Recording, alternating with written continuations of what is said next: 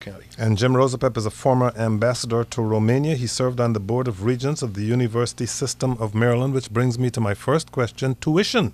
Tuition increased at the University of Maryland 3% this fall after a 4-year freeze, and Governor O'Malley just announced that it will be going up again next year. What do you say to that? What I say to it is Governor O'Malley is the national game changer on trying to make college affordable. You know, over the 1980s, 1990s, and the last decade, college tuition has, as everybody knows, has gone ahead much faster than the rate of inflation and has priced higher education out of the realm for many middle-class families. During the Ehrlich administration, as listeners to this show know, tuition went up 43%. And by the time O'Malley was elected in 2006, we had the 6th highest tuition for public universities in the United States.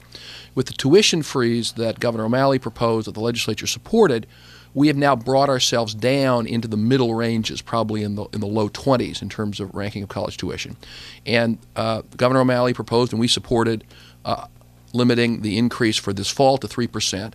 And it's his intention, as I understand it, certainly my intention and my colleagues' intention, to keep a cap on tuition for the foreseeable future to keep college tuition down. How do you make the relationship between the fall in college graduation rates in the U.S. and tuition increases? Oh my gosh, people are being priced out of the market. That's exactly what it is. That's exactly what's happened. Is around the world, you know, it used to be we had the highest college graduation rates in the world. We don't anymore.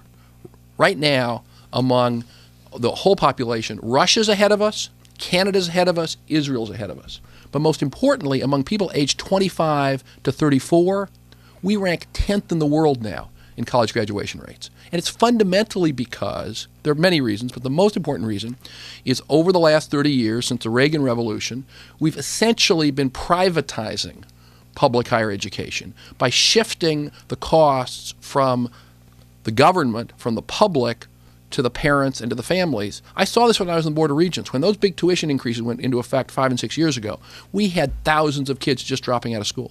During the most recent campaign for governor, I saw the ads talking about how tuition had been frozen for 3 years and how 4 years, and Ehrlich had increased it 40%. Right. I don't remember anything in the campaign about how the governor intended for the tuition to go up. Did I? When was this? You did miss it. He proposed in his budget in January of this year to limit the increase for 3%, and said at that time, as he had said before, that he intended to keep tuition increases moderate for the foreseeable future. 3% a year for just for this year, but what about the next year and the year after? He didn't make a specific commitment to what it would be.